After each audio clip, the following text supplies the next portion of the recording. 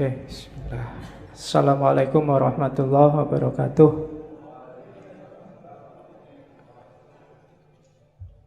Bismillahirrahmanirrahim. Alhamdulillahirabbil alamin. Wa bihi nasta'inu ala umurid dunya waddin. Allahumma sholli wa sallim wa barik ala habibina wa syafi'ina Sayyidina wa maulana Muhammadin wa ala alihi wa ashabihi ajma'in. Amma ba'du.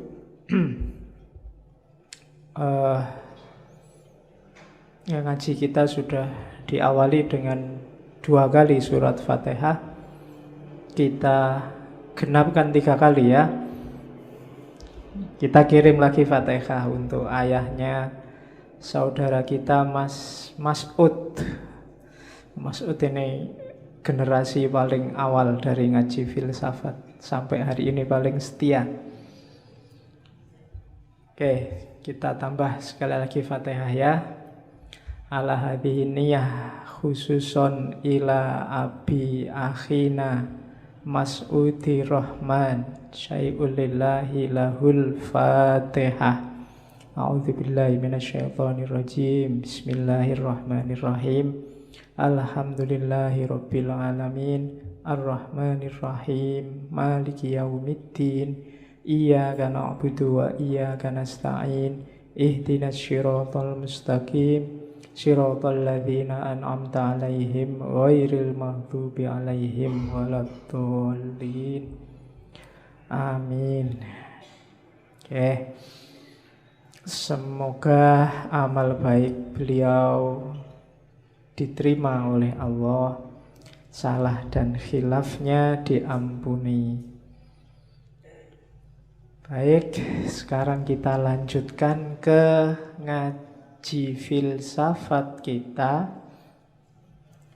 Malam hari ini kita awali sesi pra-Ramadan.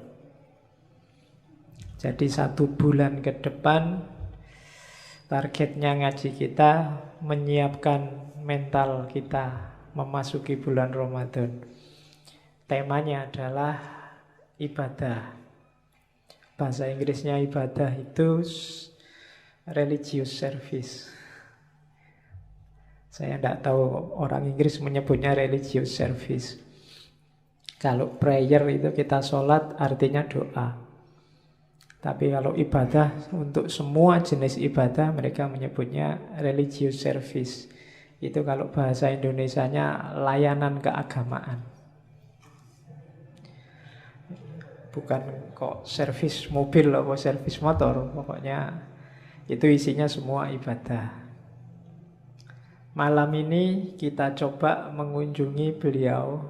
Sudah lama saya ingin ngangkat beliau, cuma baru malam ini sempat. Syekh Abdul Qadir Jailani, sufi yang paling populer di Indonesia, di anak benua India khususnya. Mungkin teman-teman yang di kampung-kampung, mungkin juga sampai hari ini masih ada tradisi manakib atau manakiban. Manakiban itu membaca riwayat hidupnya beliau Syekh Abdul Qadir Jailani. Sebenarnya memang masuknya Syekh Abdul Qadir Jailani lewat thariqatnya, namanya thariqat Qadiriyah. Tapi uniknya di Indonesia itu manakiban itu tidak cuma untuk ahli thariqah Qadiriyah, biasanya di kampung-kampung oleh kiainya ya semua ikut. Pokoknya manakiban. Meskipun hari ini banyak yang nyinyir terhadap manakib. Ada yang bilang bid'ah lah, ada yang bilang banyak hurufatnya lah, macam-macam. Biarlah yang nyinyir dengan kenyinyirannya. Kalau dibantah ya mudah gegeran. Manakib itu kan dari akar kata mangkobah. Mangkobah itu cerita tentang kebaikan atau kesolehan seseorang. Jadi manakib itu hanya untuk orang-orang baik. Tidak mungkin ada manakib Abu Jahal, itu tidak ada. Manakib Hitler itu tidak ada. Jadi manakib itu untuk orang-orang baik. Dibaca ya tidak apa-apa. Dari riwayat hidup mereka kita bisa mengambil banyak ibrah, banyak pelajaran. Nanti ada yang bilang, mbok yo ngaji aja, baca Quran, baca hadis, sudah.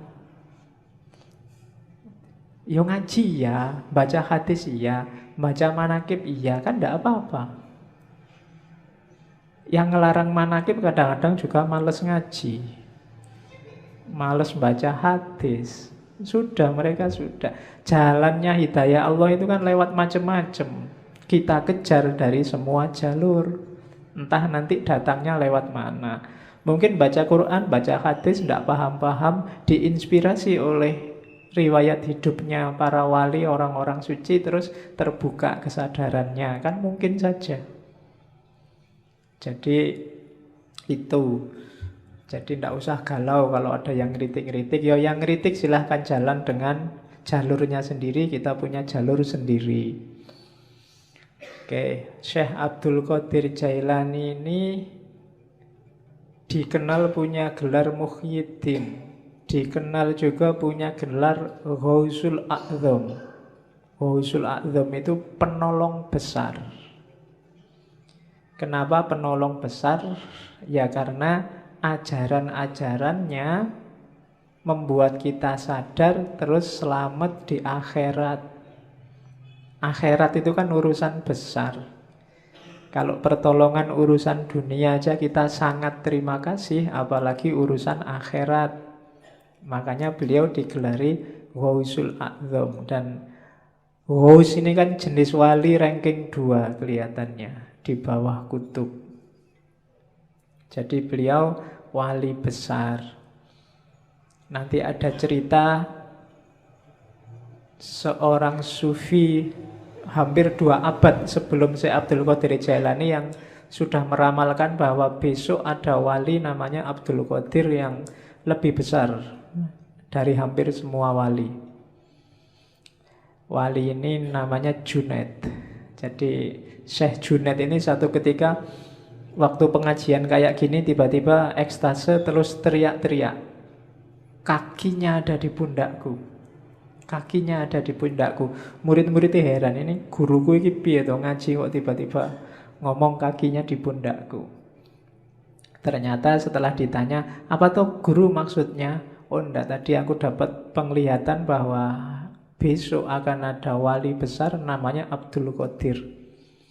Dan kakinya ada di atas pundak semua wali. Nah, itu ceritanya Junaid. Dan beliau Syekh Abdul Qadir Jailani ini masih kalau di Indonesia disebut Habib mungkin ya. Karena ayahnya keturunan Hasan, ibunya keturunan Husain.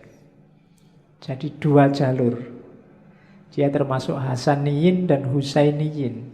Oh itu wis berarti masuk Ahlul Bait. Ini Habibnya Habib berarti double. Ya, cuma enggak pakai gelar Habib ya, enggak pakai Habib Abdul Qadir enggak. Dia pakai, orang menyebutnya Syekh. Syekh ini gelar universal. Di Arab semua orang tua juga akan dipanggil Syekh. Jadi tidak pamer kehabibannya, tapi aslinya sudah Habib. Sejak kecil dia dikenal sudah anak soleh. Tidak ada fase nakalnya. Jadi sudah baik sejak kecil. Kan ada cerita sangat terkenal waktu dia masih sangat muda, umur belasan tahun, pingin nyari ilmu ke Baghdad. Ibunya yang janda saat itu susah melepas anak ini masih sangat kecil. Akhirnya terpaksa dititipkan kafilah. Dikasih sangu uang 80 keping uang, ditaruh, dijahit di bajunya. Pesannya ibunya, sudahlah kamu berangkatlah cari ilmu, syaratnya 1, jangan bohong. pada siapapun tentang apapun. Dan di tengah jalan ternyata dirampok kafilah ini, semua barang-barangnya diambil. Tidak ada yang nganggep si Abdul Qadir ini, sampai kemudian ada perampok yang tanya, kamu punya harta apa? Masih kecil. Abdul Qadir bilang, saya tidak bawa apa-apa, cuma tadi dititipin ibu di bawah baju ini dijahit. Jadi perampoknya heran, kok kamu diem aja, kita juga tidak percaya kalau kamu punya barang, kok malah kamu cerita. Katanya Syekh Abdul Qadir Jailani muda, loh ibu saya pesennya nggak boleh bohong. Dan gara-gara ini kabarnya terus perampokannya nggak jadi, perampoknya tobat. Iya. Jadi itu yang saya sebut jalur hidayah itu dari mana saja, maka orang yo nyari hidayah dari macam-macam. Jangan disalah-salahkan. Kalau amal itu amal kebaikan. Loh kan amal kebaikan yang lain banyak. Lah iya jalurnya banyak.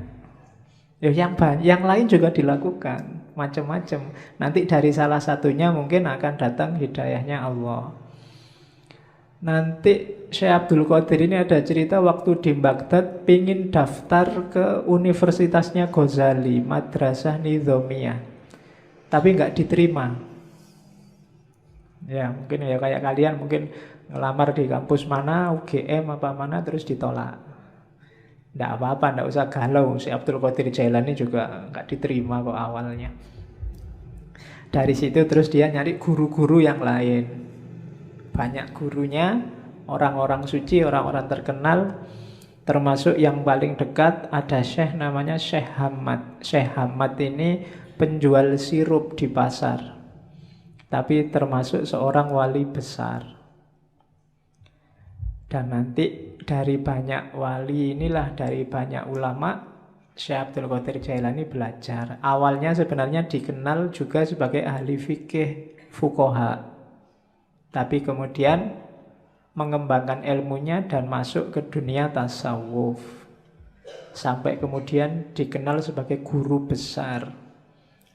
Ceritanya satu ketika sebenarnya dia tidak pingin ceramah-ceramah, ngajar-ngajar itu. Tapi ceritanya Syekh Abdul Qadir sendiri, tiba-tiba ada dorongan kuat sekali dari dirinya untuk ngomong.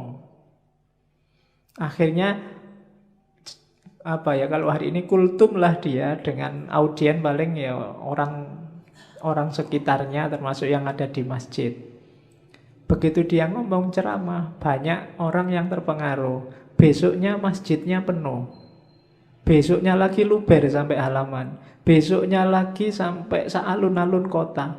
Besoknya lagi orang satu kota. Sampai ceritanya si Abdul Qadir kalau ceramah biar kelihatan naik ke menaranya masjid. Jadi ya karena audiennya orang Baghdad, orang soleh-soleh.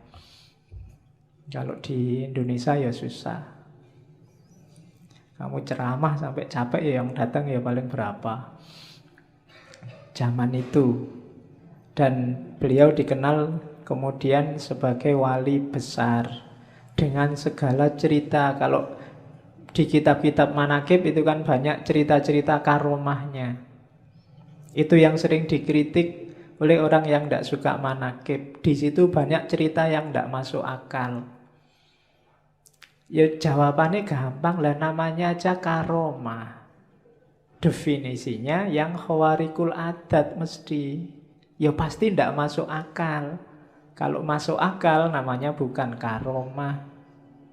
Kalau tidak aneh ya namanya bukan karomah. Itu kan sebagai bukti antara lain untuk menguatkan kewaliannya. Sama kayak Nabi dengan mukjizat. Mukjizat ya pasti nggak masuk akal. Untuk Nabi namanya mukjizat, untuk wali namanya karomah.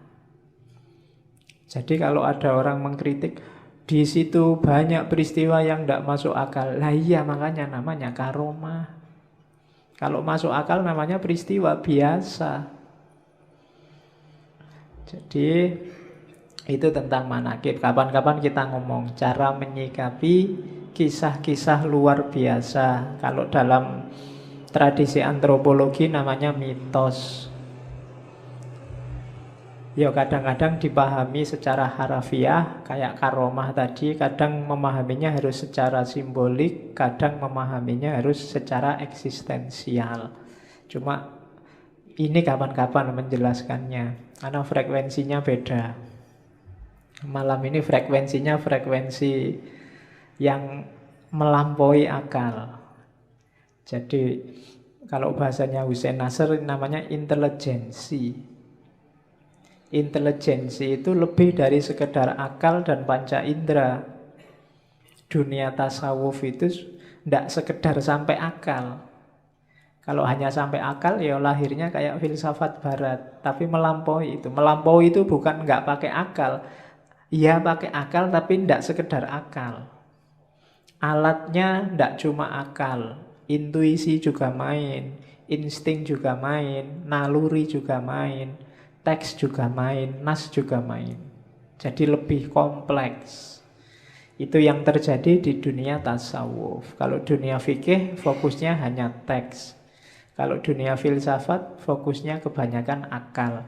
Tapi di tasawuf semua dipakai.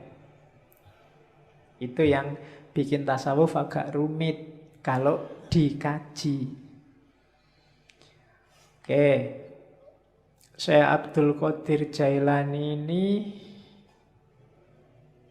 sebenarnya hobinya memang ilmu dan suluk. Cuma karena mengikuti sunnah Rasul ya beliau nikah juga. Nikahnya umur 51 tahun. Ya. Cuma nikah umur 51 nanti beliau meninggalnya umur 90. Nikah umur 51 istrinya langsung 4. Iyalah, lo kan levelnya wali mesti banyak yang mau lah. Nikahnya 4 dan nanti beliau punya anak 49. 20 laki-laki dan sisanya perempuan. Ya tinggal kamu hitunglah rata-rata berapa satu istri. Oke, berarti kan produktif kan? Ilmunya produktif, tasawufnya produktif. Ya. Dan hampir semua putra-putrinya jadi orang-orang besar di dunia tasawuf. Beberapa kemarin keturunan ke-19 atau 17 itu diundang ke Indonesia. Yang saya ingat belakangan di waktu harlahnya Muslimat. Itu keturunan Syekh Abdul Qadir Jailani keberapa. Terus beberapa tahun sebelumnya juga ada. Banyak yang memang jadi orang besar. Makanya kiai-kiai kalau di Jawa itu banyak yang istrinya lebih dari satu. Logikanya apa? Orang-orang ini kan dianggap orang-orang berkualitas. Nah, orang-orang berkualitas ini diharapkan melahirkan generasi yang berkualitas juga. Maka jangan sampai anaknya cuma sedikit, eman-eman. Bahasanya orang Jawa kan yang bisa melahirkan macan kan hanya macan. Nah, orang-orang ini logikanya kayak macan. Jadi biar lahir banyak macan, anaknya harus banyak. Cuma untuk anaknya banyak kan ya istri satu mungkin agak berat, istrinya harus banyak juga. Nah, pakai alasan ini ya. Oke. Jadi kalau ada yang mau nikah lagi, saya ini tergolong macan loh. Iya, macan ompong. Oke. Jadi itu Syekh Abdul Qadir Jailani. Kitab-kitabnya yang paling terkenal 3, belum termasuk Sirrul Asror. Yang pertama Hunyah. Hunyah itu judul lengkapnya mungkin Al-Hunyatu fi Talibi Thoriqil Haqqi apa saya lupa. Tapi terkenalnya memang kitab Hunyah. Terus yang kedua Fathur Rabbani. Dan yang ketiga Futuhul Ghaib. Dan beberapa kitab-kitab kecil, risalah-risalah termasuk Sirrul Asror.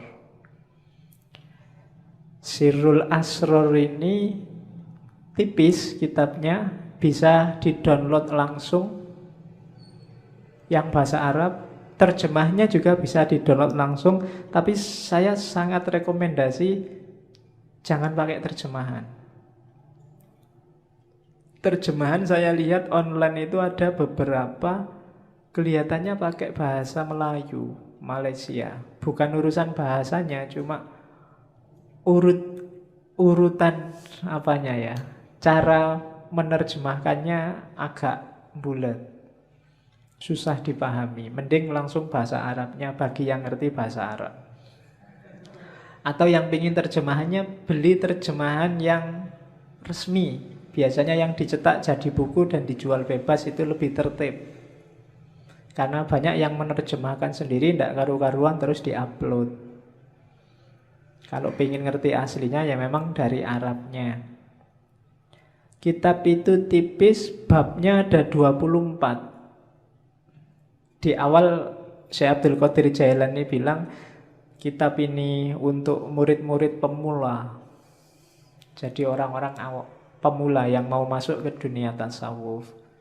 Babnya ada 24. Alasannya kalimat syahadat la ilaha illallah Muhammadur Rasulullah itu hurufnya ada 24.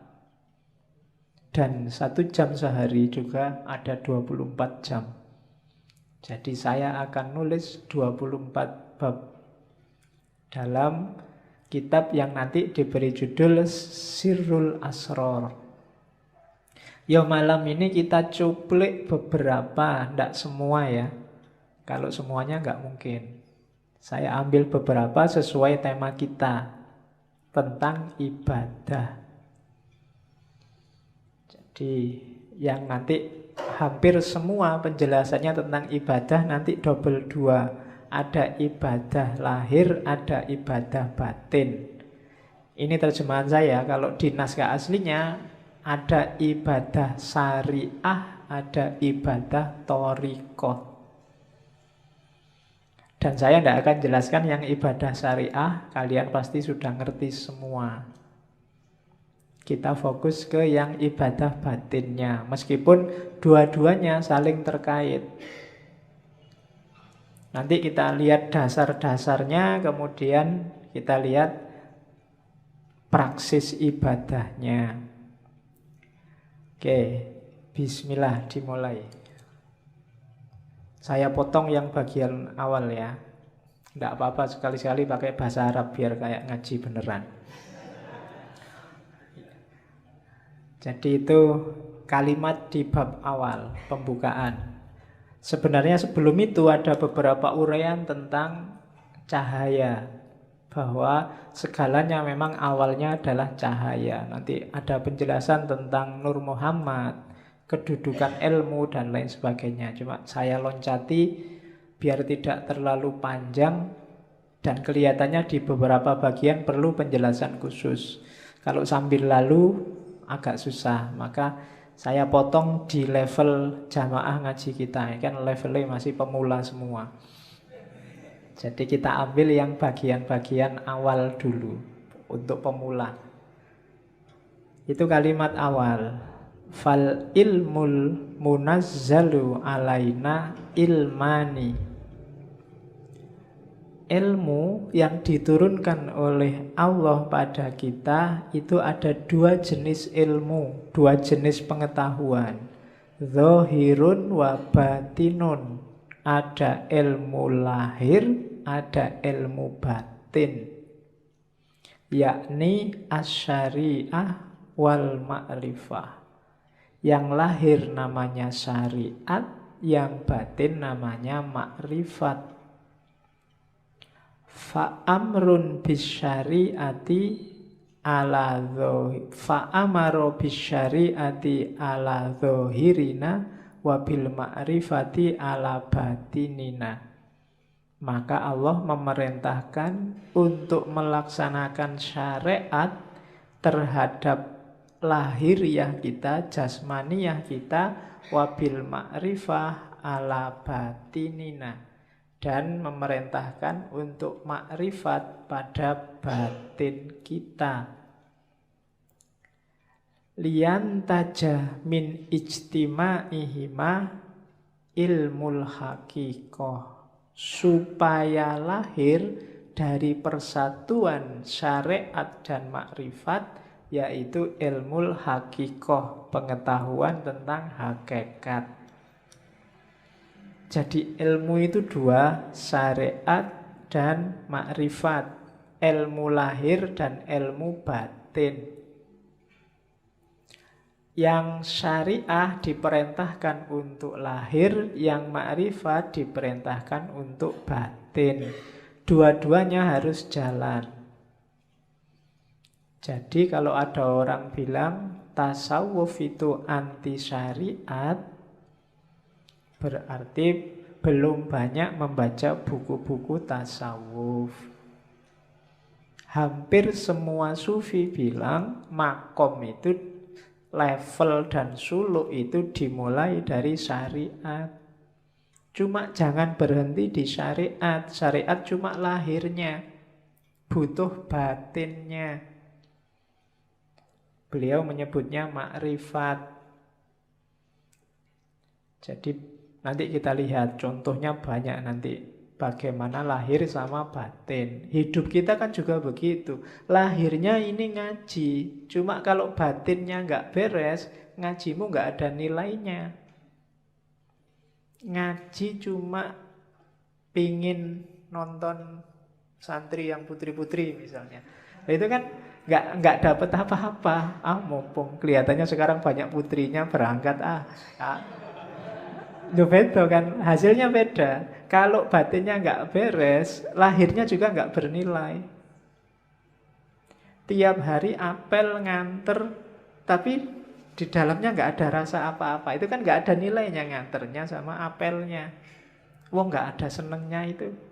Awalnya kan batin dulu, baru ada manifestasi lahirnya. Apapun itu, kuliah, apalagi kerja, apalagi bahkan makan. Ini kan aspek-aspek lahiriah. Batinnya harus beres. Kuliahmu itu cari ilmu apa cari ijazah apa cari gelar? Makan itu biar kenyang apa biar hidup apa biar besar apa biar... Itu kan batinnya. Segalanya pasti ada lahirnya, ada batinnya. Dua-duanya harus beres.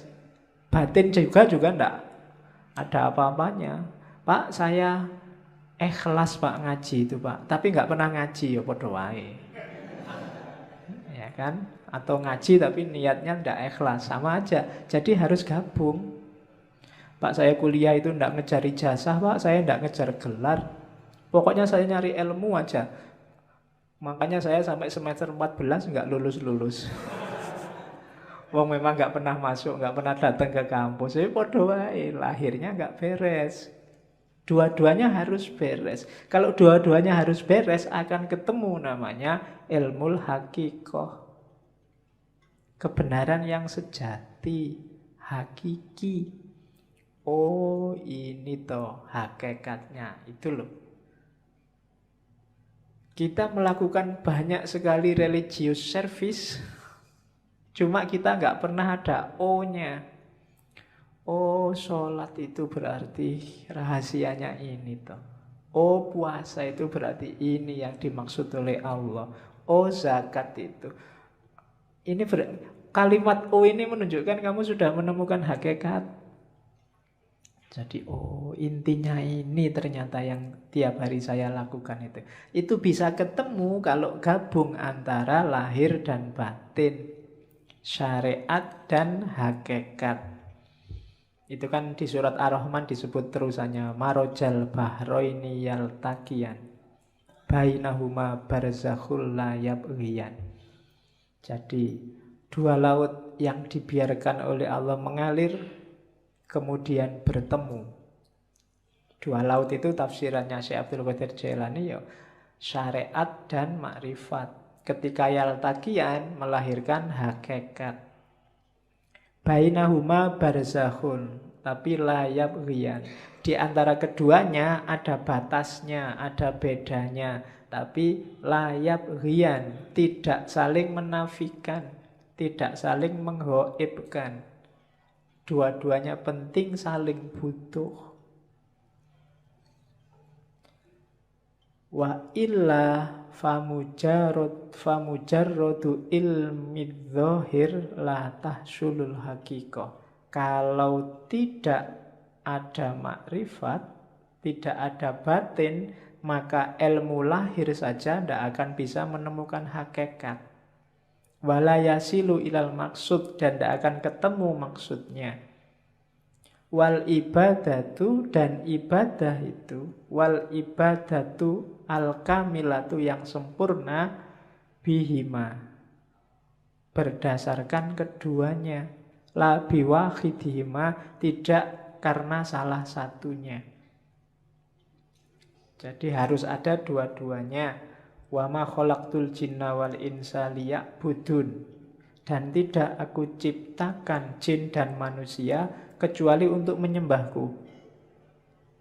Tafsirnya Syekh Abdul Qadir Jailani, liya'buduna itu ai sekaligus liya'rifuni, supaya kenal aku, supaya makrifat. Jadi ya'bud itu ibadah zahir, di situ terkandung liya'rifuni, supaya kenal Allah, supaya makrifat. Kenapa? Ya, faman lam ya'rifhu kaifa ya'budhu. Barang siapa, karena siapa yang tidak mengenalnya, bagaimana dia bisa menyembahnya?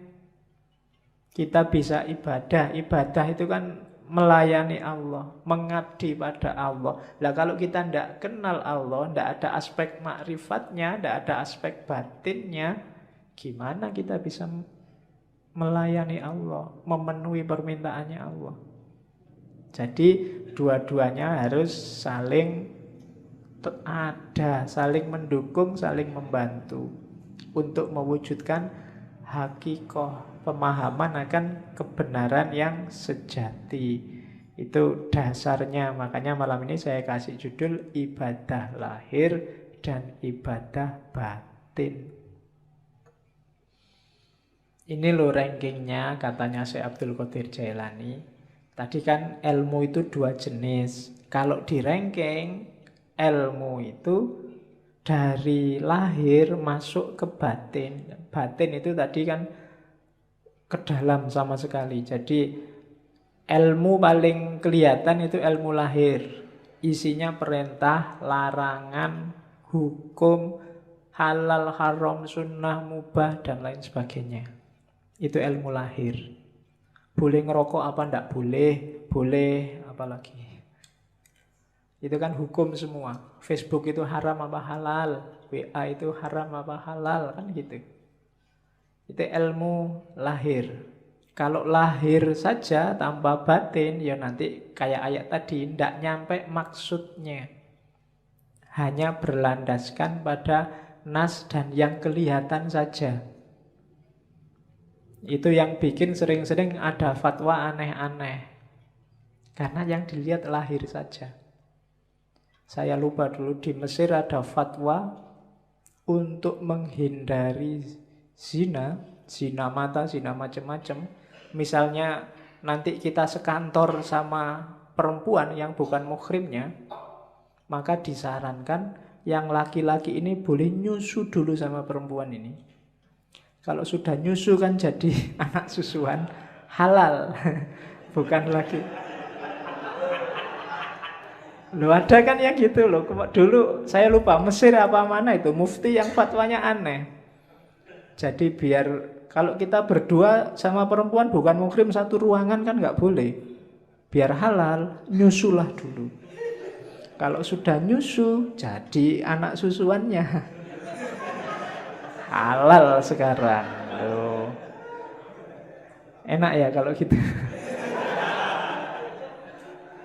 Oke. Tapi nggak usah minta nyusu ya di masjid.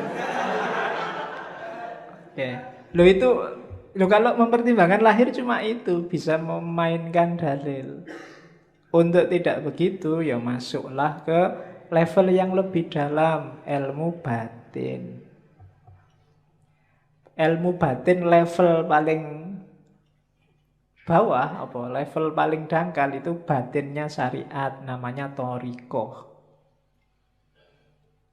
Di dalam thariqah ada yang lebih dalam, namanya makrifat. Di dalam makrifat ada yang lebih dalam, yaitu hakikat. Itu yang katanya Syekh Abdul Qadir Jailani, batinul bawatin. Batinnya batin. Jadi lapisan paling luar syariat. Lapisan di dalamnya thariqah, di dalam thariqah ada makrifat, di dalam makrifat ada hakikat. Jadi syariat itu perintah lahiriahnya. Perintah lahiriah ini pasti ada maksud dan tujuannya. Kesanalah kita menuju maksud dan tujuannya. Itulah namanya thariqat. Kalau kita menuju ke sana, kita akan menemukan pemahaman. Oh, rahasianya ini toh. Itulah makrifat. Kalau sudah gabung semua, syariat, thariqat, makrifat, kita akan sampai pada makom namanya hakikat. Menemukan kebenaran yang hakiki dan sejati.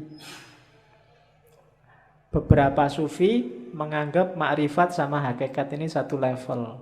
Orang yang sudah ngerti hakikat, pasti dia makrifat. Orang yang makrifat, pasti kenal hakikat. Jadi yang jelas ada syarak, syariat, jalani itu. Kemudian kejar rahasianya, maksudnya. Jangan cuma kayak mesin, ya, robot yang diprogram A terus jalan A, tapi pahami tujuannya. Gapailah tujuan itu, itulah namanya thariqah.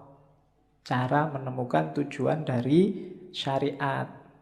Kalau sudah serius menjalani syariat melalui thariqat, orang akan memahami rahasia-rahasianya, itulah makrifat. Dan kalau sudah makrifat berarti dia sudah paham hakikat, kebenaran yang sejati.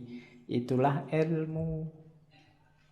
Ilmu apapun sebenarnya levelnya ke situ, karena semua ilmu muaranya akhirnya harus pada Allah. Harus pada hakikat. Yang belajar fisika, matematika, biologi dan seterusnya harusnya membawa kepada Tuhan. Jadi ada level lahiriah ilmunya syariat, terus thariqahnya. Jadi ilmu ini yang bisa membawa ke Allah pakai jalan apa? Itu namanya thariqah. Kalau sudah menjalani itu akan memahami rahasianya sampai di namanya makrifat. Kalau sudah sampai makrifat, insya Allah disitulah ketemu hakikat. Jadi syariat, thariqah, makrifah, hakikat. Di bawah itu ada hadis yang dikutip oleh Syekh Abdul Qadir Jailani, asy-syari'atu sajaratun. Syariah itu pohon. Wa thariqatu ahsanuha, dan thariqat itu dahannya. Wal ma'rifatu auraquha, makrifat itu daun-daunnya. Wal haqiqatu asmaruha, hakikat itu buahnya. Saya tidak tahu kalau bahasa Indonesia asmara itu jangan-jangan menyerap dari bahasa Arab. Asmar. Asmar itu buahnya banyak. Jadi asmara itu berarti buahnya banyak. Oke. Wal Qur'anu jami'un, ya bi jami'iha, dan semua itu tentang syariat, thariqat, makrifat, hakikat itu dikompilasi oleh Allah dalam Al-Qur'an. Bi jami'iha, kita bisa menemukannya gimana? Bidalalah wal isyarah. Kalau bidalalah namanya tafsir, kalau wal isyarah namanya takwil. Ada yang bisa langsung dipahami, dijadikan dalil, namanya tafsir. Ada yang sifatnya isyarat, harus pakai takwil dulu, baru ketemu rahasianya. Jadi ada ilmu lahir, ada ilmu batin, kemudian ada level dan rankingnya ilmu. Diawali syariat, terus thariqat, terus makrifat, terus hakikat. Oke, sekarang kita lihat permis-permisnya. Berarti apa? Berarti ibadah itu dari syariat menuju hakikat. Berarti tugas kita di dunia itu yang pertama belajar tentang syariat, kemudian menjalani syariat, kemudian belajar tentang hakikat dan memahami hakikat, kemudian menjalankan hakikat lewat thariqah tadi. Jadi dari syariat menuju hakikat. Jangan khawatir kalau ada yang ngomong sufi tidak sholat, sufi tidak puasa, itu hoax kalau hari ini. Ya, itu hoax. Oke, itu saya potong beberapa kalimat yang bagus. Perbuatan yang baik mestilah dilakukan dengan cara yang benar. Kalimat ini bisa dipakai karena sekarang banyak orang yang melakukan perbuatan baik dengan cara yang tidak baik. Mengingatkan tapi menyakiti. Nah, itu melakukan perbuatan baik. Mengingatkan kan baik, tapi dengan cara yang tidak baik. Ngasih sedekah tapi pakai caci maki. Nah, itu juga perbuatan baik, ngasih sedekah. Jalannya bukan caci maki. Ngasih tahu tapi bentak-bentak. Nah, itu banyak kita sering melakukan perbuatan baik tapi jalannya tidak baik. Ada juga yang kedua, berhati-hatilah dalam beramal agar amalan itu bukan untuk dipertontonkan atau diperdengarkan pada orang lain. Semua dilakukan karena Allah, hanya nyari ridhonya. Banyak sekarang orang yang pamer. Dan alhamdulillah media massa hari ini, medsos hari ini tuh mendukung kita untuk pamer. Ya kan? Ngapain dikit aja diposting, difoto. Baru nraktir temen nih, difoto jazz. Terus semua ngasih jempol. Ya enggak tahu sih, mungkin mamerkan itu ya motifnya juga mungkin bukan pamer, tapi ya wujudnya pamer itu. Untuk dipertontonkan atau diperdengarkan. Diperdengarkan itu ya kadang sok-sok kita kan cerita, kok kemarin nggak masuk. Wah, mohon maaf ya Pak, saya itu banyak acara Pak, hari kemarin itu saya diundang ke sana kemarin. Ya itu memperdengarkan, mempertontonkan atau memperdengarkan bahwa kamu orang baik, bahwa kamu orang hebat, bahwa kamu melakukan hal-hal yang terpuji dan seterusnya. Hati-hati katanya Syekh Abdul Qadir Jailani, nilai amalmu bisa rusak. Jadi hati-hatilah. Ya memang kita wajib melakukan kebaikan, cuma jangan sampai sudah capek-capek berbuat baik tidak ada nilainya, karena ujungnya hanya pamer. Ujungnya hanya ingin dilihat atau didengarkan orang lain. Yo, hati-hati, tidak akan ketemu hakikat. Syariatnya benar nolong orang, tapi ya karena dipamer-pamerkan, mungkin hasilnya ya cuma dipuji orang. Hakikat amalnya hilang. Jadi berbuat baik itu dari syariat menuju hakikat, kemudian pakai thariqat yang baik, dan motifnya harus ikhlas. Ikhlas itu hendak mempertimbangkan efeknya. Apakah dipuji orang, apakah dicaci orang. Kalau memang baik, dijalani aja. Nah itu rumusnya yang pertama untuk ibadah. Rumus kedua, untuk amalan kita bernilai, kita harus mau namanya tafakkur. Kenapa? Yo, kita itu manusia, sok-sok keliru, sok-sok salah, kadang-kadang tidak pas. Biar pas apa? Ya sering-sering kita renungi perbuatan kita sendiri.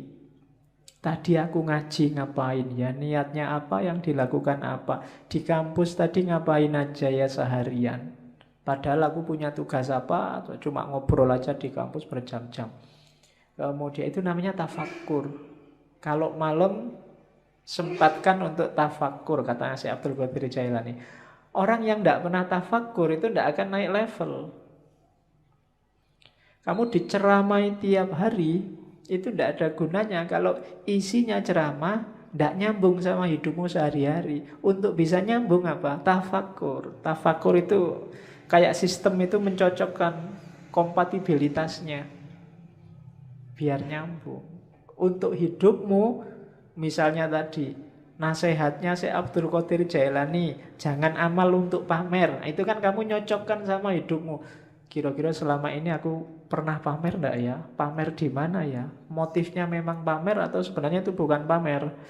Itu cuma tahadus bin nikmah. Wah, misalnya kamu kan sering begitu. Menceritakan kenikmatan, atau itu cuma alibi aja, janjinya ya pamer. Atau loh, itu namanya tafakur. Kamu mikir dirimu sendiri, peduli amat orang komentar apa, tapi sebenarnya itu. Nah, itu tafakur namanya. Dan orang berilmu yang suka tafakur ini kan nilainya di banyak hadis disebut lebih tinggi daripada ibadah. Di situ kalau di Syekh Abdul Qadir Jailani ada 3 jenis tafakur. Yang pertama apa? Merenungi sesuatu dan mencari sebabnya, mencari bagian-bagiannya sampai kemudian ketemu Allah. Aku bisa begini itu karena siapa ya? Ada peristiwa itu ditelusuri asal usulnya. Ya sih, semuanya memang skenarionya Allah. Tafakur yang semacam ini kayak ibadah 1 tahun, katanya Syekh Abdul Qadir Jailani. Yang kedua, merenungi perbuatannya, terus mencari akarnya. Dayaku dari mana, apa saja yang aku lakukan, cocok apa enggak sama kehendaknya Allah, dan seterusnya. Nah, merenung semacam ini nilainya lebih dari 70 tahun ibadah. Padahal umur kita berapa tahun? Paling 70 tahun pas, itu kayak seumur hidup ibadah terus. Yang ketiga, merenungi hikmah kebijaksanaan ilahi dalam segala hal, bahwa apapun yang ditetapkan oleh Allah, di situ ada ilmu, ada pelajaran, ada kebaikan. Jadi renungi segala peristiwa dan temukan hikmahnya. Ini bernilai lebih dari 1000 tahun ibadah. Cuma ya jangan dihitung besarannya ya, karena kamu itu sering pakai kalkulator. Iya, wah sudah 70 tahun ibadah toh Pak. Santai Pak, berarti aku bisa ngapain aja sekarang. Kan aku sudah tafakur, kan mesti gitu. Itu sebenarnya itu simbolik, isyarat dari Syekh Abdul Qadir Jailani bahwa itu loh besarnya pahala orang tafakur. Ada yang biasa, ada yang super, ada yang istimewa kayak martabak itu. Jadi ada yang level biasa pahalanya 70, ada yang pahalanya 1 tahun, ada yang pahalanya 100 dan 1000, malahan itu 1000 tahun loh. Itu tafakur, maksudnya keutamaannya. Jangan dihitung matematikanya. Itu nanti jangan-jangan kamu korupsi, Pak. Saya korupsi 1 juta. Yang 1 juta ini tak sodakohkan 100.000, kan nanti dapat pahala 70.000 lipat. 70.000 kali 100.000, nah hasilnya kan lumayan 70 juta. Dosanya sama pahalanya kan nanti menang pahalanya Pak, berarti impas kita Pak kan. Ya, itu namanya matematika. Itu yang bikin kadang-kadang para koruptor itu habis korupsi terus umroh. Ya kan? Sebelum korupsi umroh, setelah korupsi umroh. Kenapa? Karena perbuatan di antara 2 umroh ini diampuni 100%. Ya itu kamu sedang main matematika sama Gusti Allah. Emangnya Gusti Allah ndeso, ndak ngerti kalau mbok abusi. Jadi itu tafakur dasarnya. Jadi ibadah, ya kamu jangan, Pak saya sudah bisa sholat kok Pak. Enggak, harus tafakur lagi. Sholatku sudah bener apa enggak. Kualitas sholatku zaman aliyah sama sekarang kira-kira semakin naik apa semakin drastis turunnya. Nah itu kan tafakur yang bisa. Ya dulu saya sholat itu lama loh, sekarang kok bisa cepet ya. Oh itu tafakur yang bisa. Kamu mikir, ini gara-gara aku semakin pinter, apa gara-gara cepet itu waktuku mepet, sibuk terus, apa gara-gara itu tafakur. Kadang-kadang kan memang semakin pinter orang, sholatnya semakin cepet. Ilmunya banyak masalahnya. Dia ngerti sela-selanya mana yang cuma sunnah, mana yang mubah, mana yang wajib. Karena sholat itu kalau diambil wajib-wajibnya saja, paling takbiratul ihram, Fatihah, ruku, bahkan bacaannya aja kan sunnah. Yang penting ruku, terus sujud, cepat. Jadi nggak sampai 2 menit, 4 rakaat selesai. Wong apalagi diambil wajib. Apalagi Fatihahmu kan sering agak di-skip gitu kan. Tambah cepat ini. Ya kayak kamu nyetel video itu, di fast forward, ada yang level 2, level 3, tambah cepet gitu. Untuk memperbaiki yang gini-gini ini kita butuh tafakur. Orang yang tidak mau menafakuri dirinya, kualitas hidupnya tidak akan naik.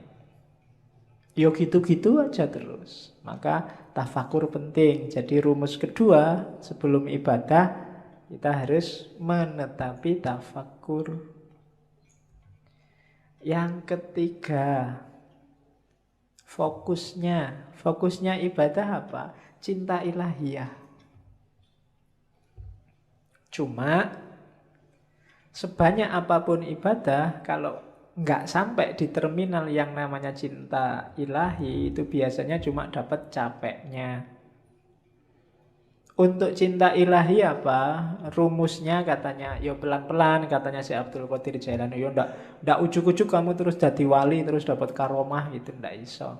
Jadi pelan-pelan. Yang pertama apa? Diperangi dulu nafsu hewaninya. Nafsu hewaninya itu biasanya nafsu yang sebabnya kita sendiri, hasrat, keinginan dan seterusnya. Rakus, tidur berlebihan, malas, itu musuh paling besar dalam dirimu. Kalahkan ini dulu. Kalau mengalahkan dirimu sendiri aja tidak bisa, jangan harap dapat cinta ilahiyah. Kalau ini sudah menang kamu dari dirimu sendiri, rakus, malas, sudah menang, jadi sudah hilang kualitas. Baru kalahkan sifat sabu'iyah. Sabu'iyah itu sifat kebuasan. Biasanya keluar, kalau itu tadi kan ke dalam.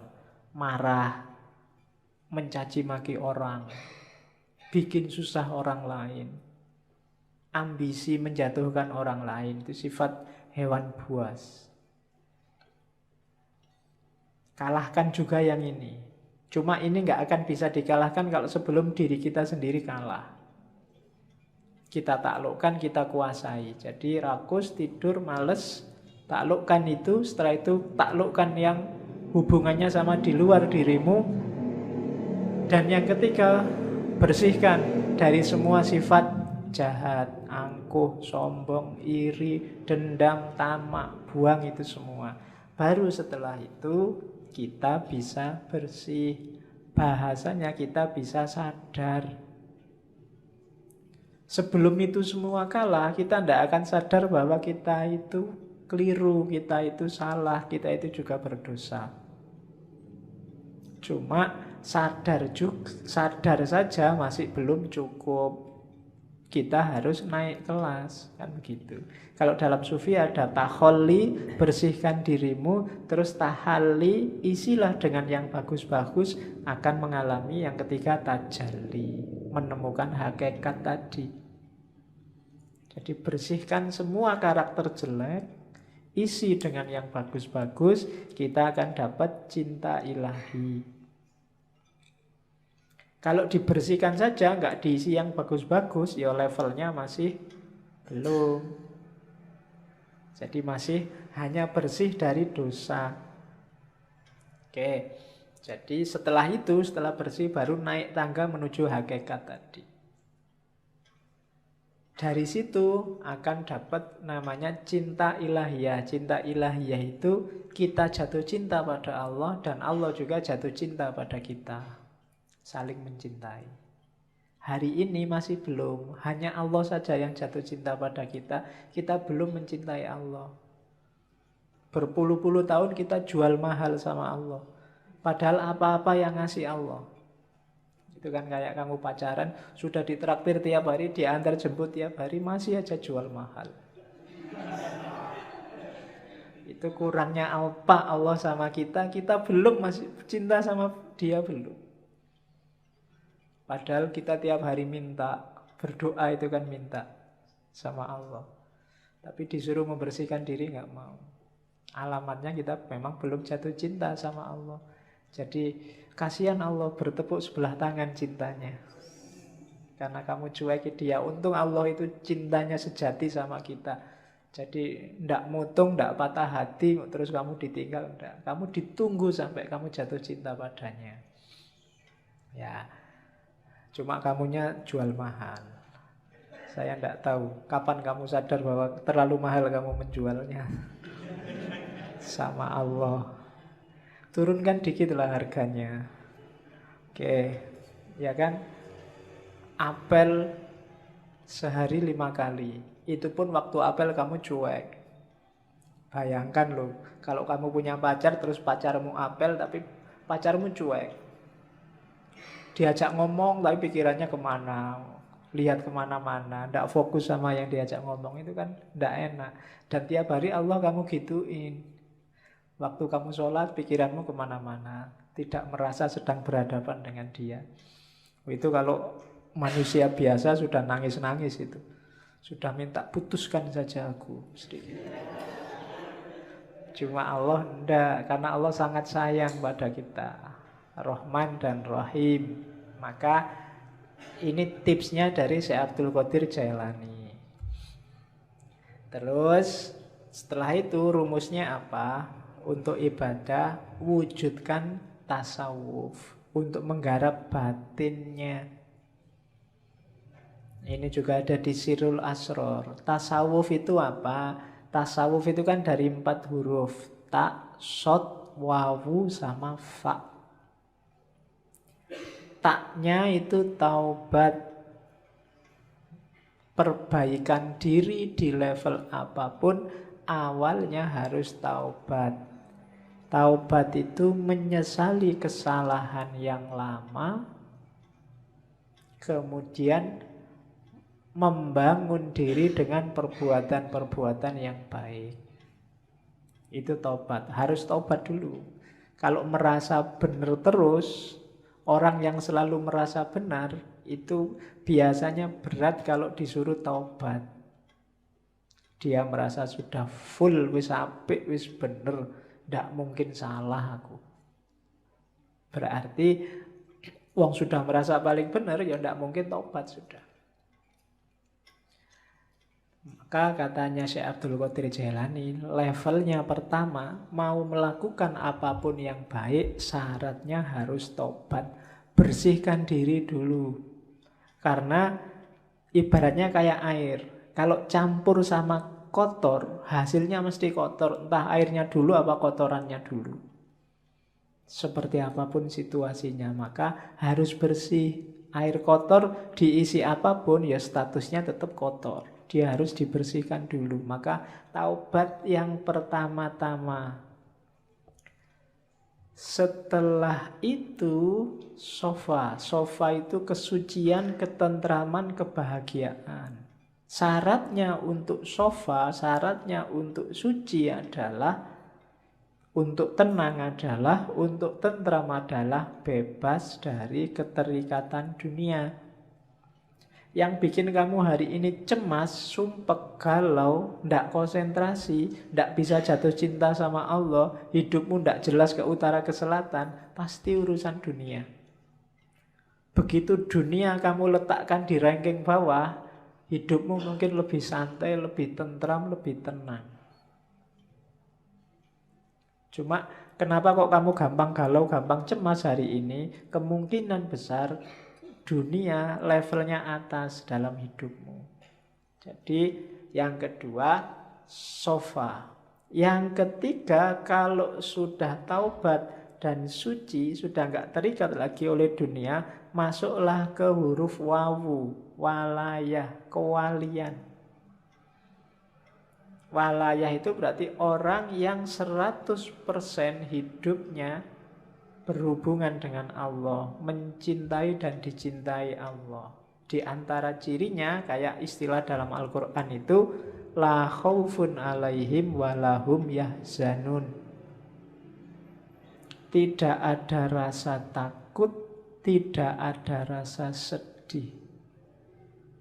Siapapun yang ngaku wali, kok masih sering takut?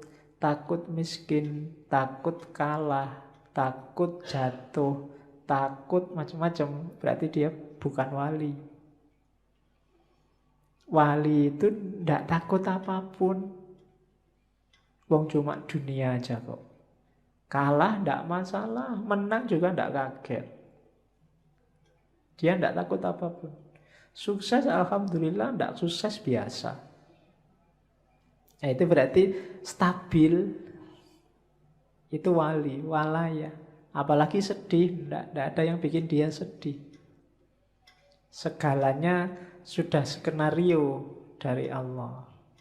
Itu berarti orang yang semacam ini sudah memasuki walaya. Kalau sudah tobat, sofa, walaya, terakhir dia masuk ke fana. Fana itu, kalau tadi kan dunia nggak dianggap penting. Ketika masuk fana, bahkan dirinya sendiri juga nggak penting. Yang penting hanya Allah. Kalau ngomong itu representasi dari keinginan Allah. Kalau melakukan sesuatu itu bukan keinginannya, bukan keinginanku, tapi keinginan Allah. Meninggalkan sesuatu bukan mauku, tapi maunya Allah. Itu berarti orang sudah fana. Egonya sudah dibakar habis. Hanya Allah yang jadi fokusnya. Jadi siapapun yang cita-citanya jadi sufi, paling tidak ikuti huruf-huruf tasawuf. Tak, sod, wawu, dan fa. Taubat, sofa, suci, kemudian walayah, wilayah, masuklah dalam perlindungan Allah, wilayah, dan fana. Nah, itu ibadah harus membawa ke sini. Ibadah itu diawali dari taubat, dalam pelaksanaannya harus tenang, tentram, sofa, suci, tanpa motif apapun, lillahi ta'ala, nggak ada dunia yang ikut. Kemudian yang ketiga, wilayah, pasrah 100% pada Allah, baru mencapai fana. Itu batinnya ibadah harus ada ini. Jadi setelah tadi menuju cinta ilahi, selanjutnya mewujudkan tasawuf.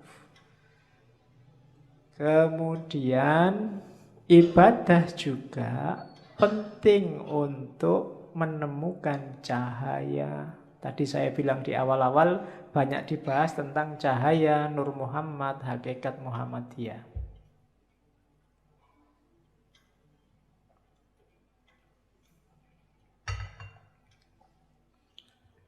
Yang ingin mengerti Nur Muhammad, hakikat Muhammadiyah, didengarkan ulang aja rekaman waktu Ibnu Arabi. Di semua sesinya, di ngaji sebelumnya banyak sudah ngomong itu. Cuma malam ini sengaja nggak saya ulang karena Syekh Abdul Qadir Jailani insya Allah beberapa kali masih akan kita kaji, entah di sesi tema apa. Malam ini kita fokus ke ibadah. Jadi ibadah juga satu jalan untuk menemukan cahaya. Nur, ya cahaya primordial, cahaya sejati kan yang Nur Muhammad sama hakikat Muhammadiyah. Ya meskipun NU nggak usah nyari hakikat Nahdlatul Ulama. Urusannya beda. Jadi katanya Syekh Abdul Qadir Jailani, ibadahmu itu membawa manfaat maksimum. Ibadahmu akan sejati apabila bisa memantulkan cahaya ilahi. Untuk bisa ke sana, hatinya, jiwanya harus bersih. Sholatmu itu akan banyak manfaatnya kalau hatimu jernih, memantulkan mau dan maksudnya sholat yang sejati. Kenapa selama ini ibadah kita rasanya kok formalitas, tidak ngefek sama sekali dengan kehidupan kita, karena kita ada dalam kegelapan. Orang yang gelap itu kan tidak kelihatan apa-apa.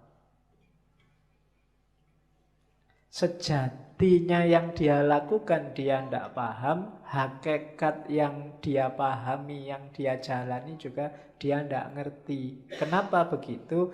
Karena hatinya gelap. Akalnya mungkin masih jalan, masih cerdas, bisa ngeritik sana, ngeritik sini, bisa ngomongnya kelas tinggi, tapi hidupnya sehari-hari tidak mencerminkan yang diomongkan. Tidak mencerminkan yang diceramahkan kemana-mana. Kenapa begitu? Ya kalimatnya hanya berhenti di mulut. Hidupnya sendiri bukan cerminan itu. Kenapa kok hidupnya tidak jadi cerminan? Karena hatinya gelap. Menangkapnya pakai akal dia canggih, tapi menangkap pakai hati tidak bisa.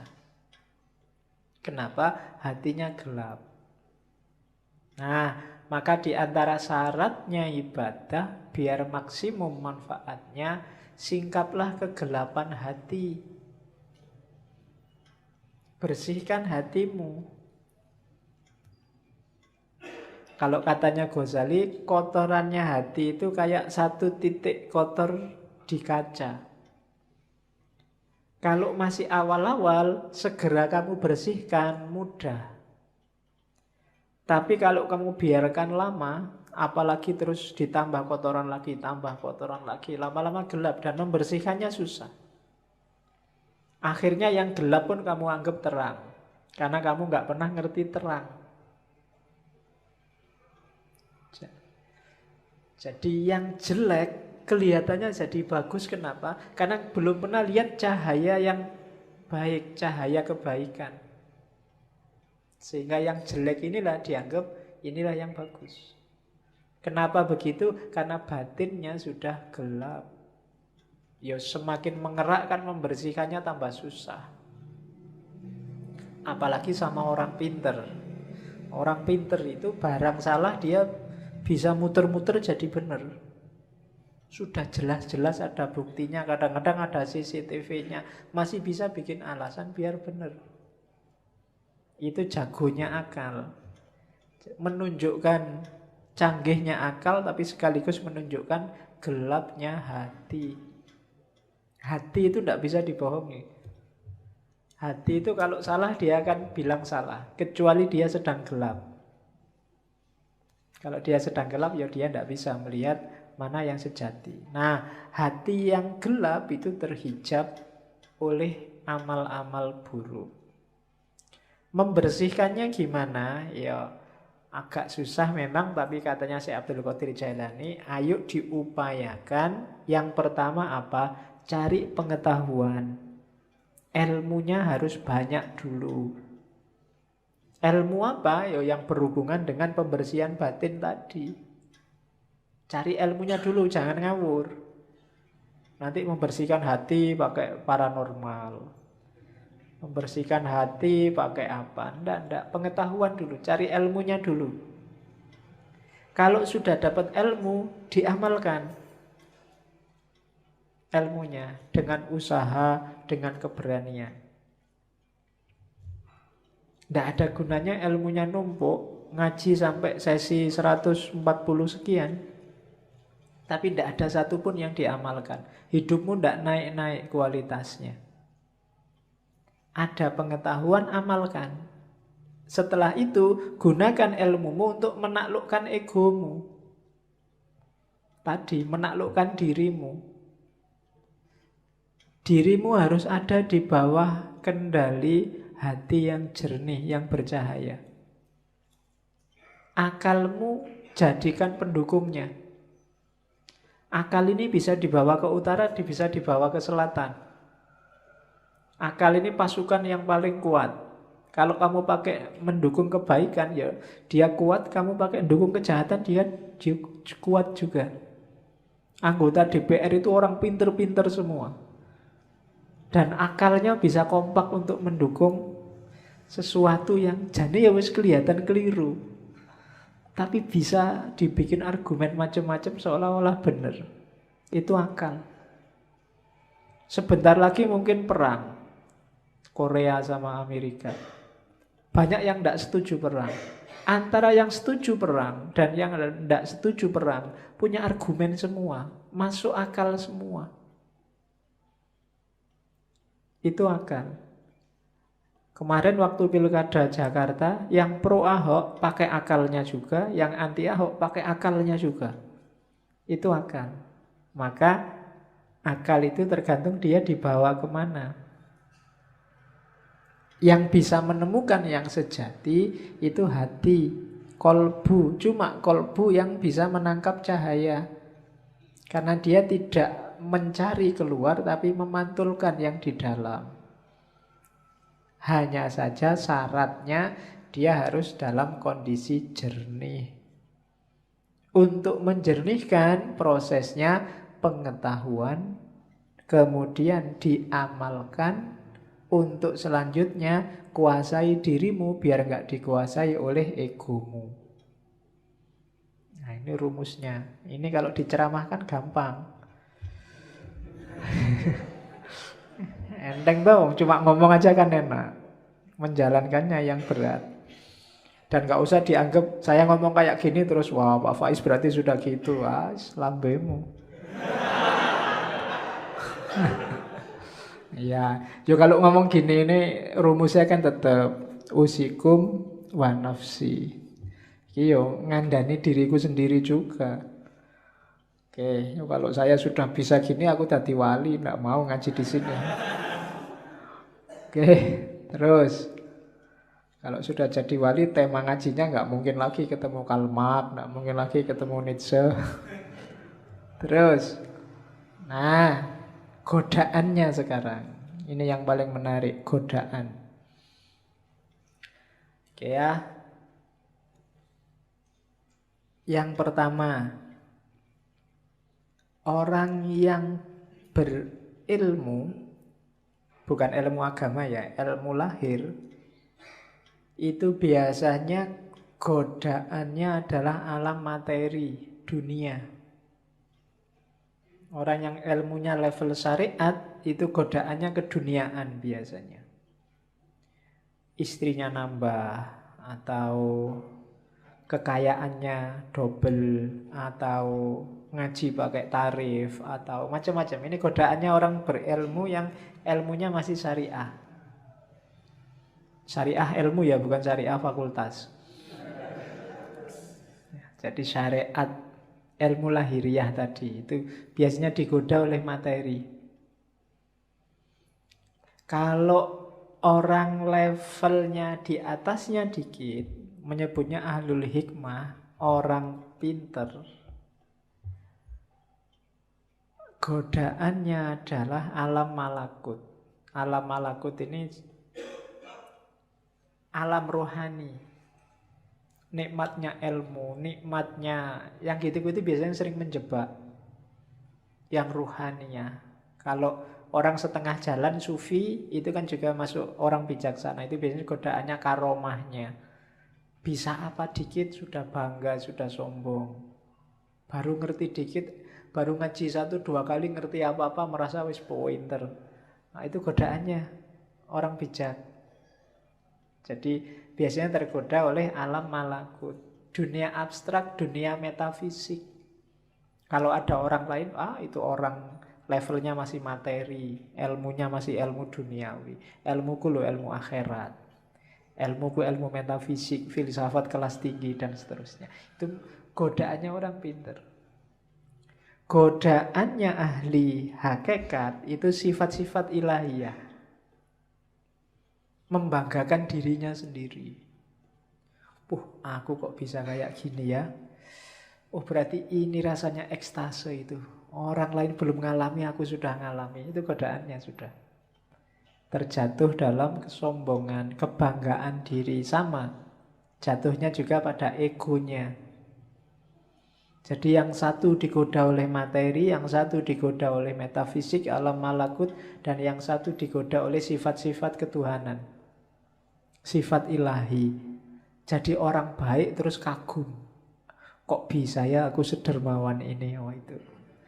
Itu penyakit sudah.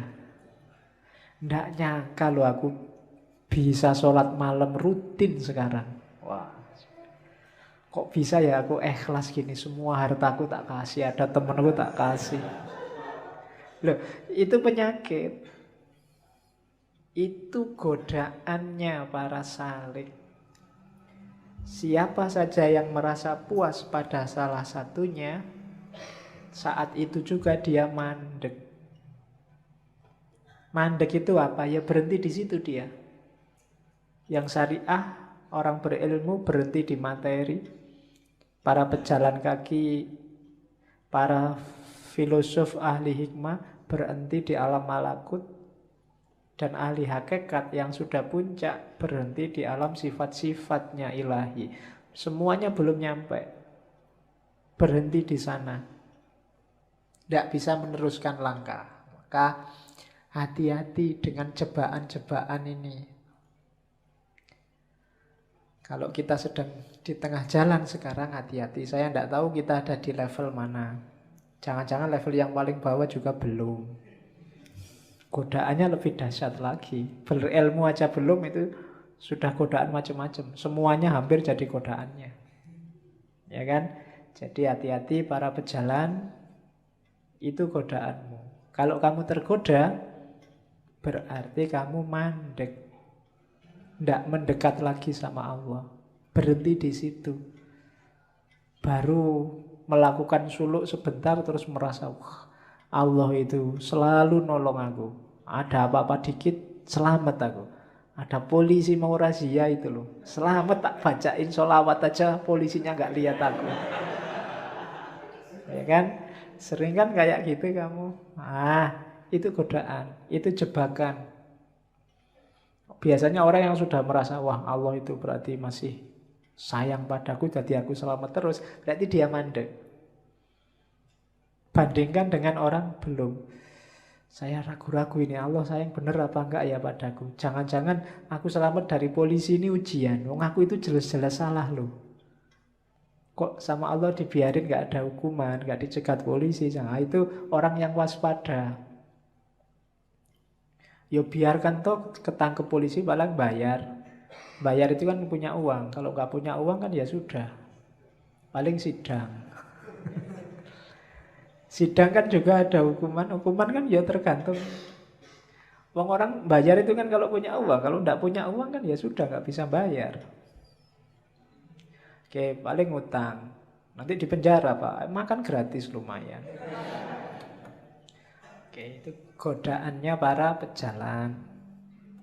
Terus, jadi ini godaan yang besar biasanya. Banyak orang terjebak juga di sini. Berlindung di balik takdir. Sudah takdirnya Pak. Mbok sampean itu sekali-sekali lah sholat duha, sholat tahajud, nunggu hidayah Pak. Kalau Allah belum ngasih hidayah ya belum. Itu namanya berlindung di balik takdir. Wah ya memang waktunya Pak. Kok sampean nggak lulus-lulus Mas? Sudah semester 14. Ayo berarti takdirnya Pak. Itu berlindung di balik takdir. Katanya Syekh Abdul Qadir Jailani, tidak boleh berlindung di balik takdir. Berlindung di balik takdir itu kan bahasa kasarnya mengkambing hitamkan Allah. Seolah-olah Allah pingin kamu nggak lulus-lulus. Seolah-olah Allah pingin kamu males sholat. Seolah-olah Allah pingin kamu kacau hidupmu. Itu namanya berlindung di balik takdir. Sama-sama dapat takdir jelek, katanya Syekh Abdul Qadir Jailani. Coba lihat bedanya antara iblis sama Adam. Dua-duanya dapat takdir jelek. Yang satu dijadikan musuhnya manusia sampai hari kiamat, yang satu diturunkan derajatnya dari surga ke bumi. Kalau iblis, itu ceritanya Syekh Abdul Qadir Jailani. Waktu ditanya, kenapa sih kok nggak mau sujud pada Adam yang bikin Allah murka? Katanya iblis, itu kan takdirnya Allah. Kalau saya sujud juga nanti Adam nggak jadi turun ke muka bumi. Ceritanya beda nanti. Itu kan cuma drama misalnya. Nggak, jawaban ini nggak bikin Allah nggak berkenan. Beda sama Adam. Adam itu mungkin ya ngerti sudah skenarionya, dia wong jadi makhluk jailun fil ardi khalifah, berarti besok mau ke bumi. Tapi kan pakai skenario makan buah kulti segala, bahwa Adam salah sehingga diturunkan derajatnya. Tiap hari yang dilakukan Adam kan terus nangis dan tobat. Sampai kabarnya sekian tahun baru diampuni oleh Allah. Itu kan doanya yang terkenal itu kan, Robbana dzolamna anfusana wa illam taghfir lana.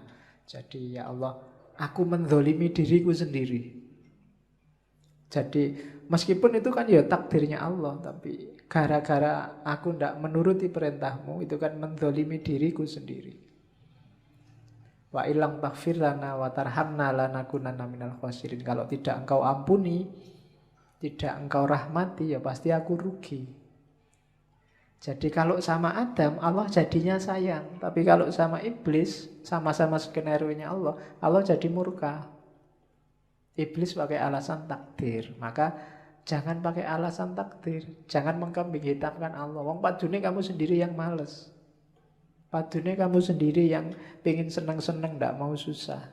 Tapi terus alasannya takdir. Oke, ini juga jebakan bagi ahli ibadah. Terus baru masuk ibadahnya sekarang. Sudah panjang ya. Lah namanya sak kitab. Yang pertama syahadat. Syahadat itu ya kesaksian, diucapkan lewat mulut, diyakini lewat hati, dan diinternalisasi dalam kehidupan sehari-hari. Tidak boleh hanya mulut saja. Oh, saya sudah syahadat loh Pak. Tidak, bukan itu. Kalau ada orang diskusi, wah kamu sudah kafir, sekarang harus syahadat lagi. Itu syahadat mulut itu namanya. Kafirnya juga mungkin hanya kafir di mulut. Tidak hakiki. Syahadat yang hakiki itu apa? Kalau di Sirul Asror ada 12 kualitas diri yang harus dimasukkan dalam hidup kita paling tidak. Ada la ilaha illallah, ada Allah, ada Hu. Ini yang sering ditanyakan orang. Saya banyak ditanya tentang Hu ini. La ilaha illallah itu level awal. Hidup kita itu kan variabelnya banyak. Level takholli itu la ilaha illallah.